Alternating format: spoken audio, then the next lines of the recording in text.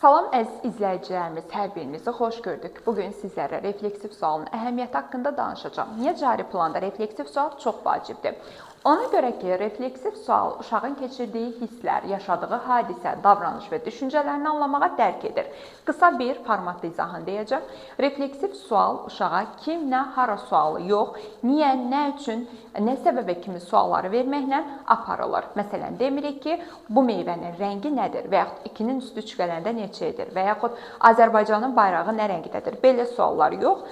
Biz deyək ki, uşağın özünə tənqidi yanaşması və öz metakognitiv strategiyalarını müəyyən etməsi üçün bu sualları ünvanlayırıq. Məsələn, niyə görə belə etdin? Bu hadisəni edəndə və yaxud bu yoldaşına sözü deyəndə sən nə hiss etdin? Və yaxud bu nağıldakı obrazın yerinə olsaydın sən nə edərdin? Kimi uşağın məsələyə olan şəxsi, subyektiv fikirlərini dəstəkləyirik. Əziz müəllimlər, burada əsla uşağı günahlandırmaq olmaz. Əsla uşağı nəyə görə etdin kimi günahlandırıcı mövqedə yox, səbəbini analitik olaraq müəyyən etməsi üçün bu sualları ünvanlayırıq. Qeyd edeyim ki, refleksiv sual mütləq bu dövrün tələbidir və cari planımızda interaktiv dərsin təşkilinə verilən tələblərdən ən prioritet yer tutur. Bir güzgü rol oynayır. Uşaq öz təcrübəsinə dönür, baxır və öz fəaliyyətini stimullaşdırır, onun tənqidi təfəkkür səriştəsi, qərar vermə və düşünmə bacarıqlarını dəstəkləyir. Refleksiv sualın məqsədi nədir? Özünü ifadə bacarığı inkişaf edir, uşaq öz hissini, fikrini, ehtiyaclarını sözlə ifadə etməyi öyrənir. Onun tənqidi və yaradıcı təfəkkürü formalaşır. Çünki uşaq analitik bacarığı olmasa, kritik düşüncəsi olmasa, tənqidi yanaşması olmasa, o əsla hadisələr arasında əlaqə qurub onları sintezləşdirə bilməz.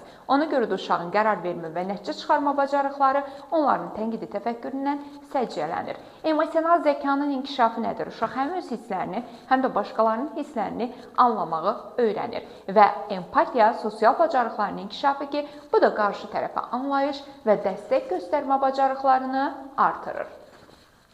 Gəlin onun xüsusiyyətlərinə baxaq. Açıq-uculu suallarda, yəni hə və yox cavabı ilə kifayətlənməmə, nə üçün, nəyə görə, nə səbəbə kimi suallarla uşağın fikirlərini aydınlaşdıra bilərik. Fikirləşməyə vadar edir, çünki uşaq cavab vermək üçün kəskin düşünməlidir. Şəxsi təcrübəyə əsaslanır, uşaq keçirdiyi real hisslər və yaşantılar haqqında danışır, empatiya və introspeksiyasını, yəni onun daxilinə bir güzgü tutaraq o öz hisslərini nəzarətdə saxlamaq, özünü tanıma, özünü idrak, özünü idarə etmə və təşkil etmə kimi bacarıqlara yiyələnə bilir. Məktəbəqədər yaş dövründə niyə vacibdir bu? Çünki uşağın hərtərəfli inkişafı istər nitq, istər emosional, istərsə də sosial inkişafının məhz təməl mərhələsidir. Uşaqlar niyə, nə hiss etdin kimi suallarla özləri haqqında düşünməyi öyrənirlər. Müəllim və tərbiyəçilər refleksiv suallar vasitəsilə uşağın şəxsiyyətini formalaşdırıb özünə inamını artırır.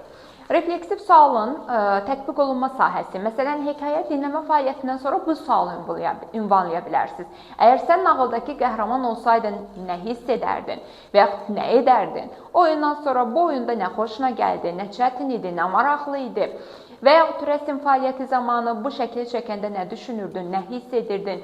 Və yaxud bu şəkildə deyək bir göy qurşağının üzərindən keçən şəxs kim ola bilərdi? Onun şəxsi mövqeyini öyrənirsiniz. Konfliktli situasiyalarda səncə dostun nə incidi səndən? Bəs sən nə edərdin? Sən onunla barışmaq istəyərdinmi? Kimi suallarla onun şəxsi mövqeyini öyrənə bilərik. Məsləhətlər, suallar aydın olsun, sadə olsun, uşaq günahlandırılmasın, sakit və təhlükəsiz olsun ki, o rahat şəkildə ifadə edə bilsin. Uşağın cavabına diqqətlə qulaq asaq, mühakimə etməyək ki, məhz müsahibə bunun ortaq cəhətidir. Nə müsahibədə, nə də refleksiv sualda uşağın subyektiv fikri ola bilər ki, yəni obyektiv verilməyə bilər fikri ki, biz obyektiv fikri yalnız sorğu metodunda qəbul edirdik. Lakin müsahibə və refleksiv sualda subyektiv fikirlər qəbul olunandır, günahlandırma yoxdur, məqbul cavab kimi qəbul olunur. Və yaxşı olar ki, uşaqların dəstək və mimikalarla, biz jestimizlə onu dinlədiyimizi, onu anladığımızı, bədən dilimizlə mən səni başa düşürəm deyə bilməyimiz və onu müşahidə etməyimiz refleksiv sualın təsir gücünü daha da artıra bilər.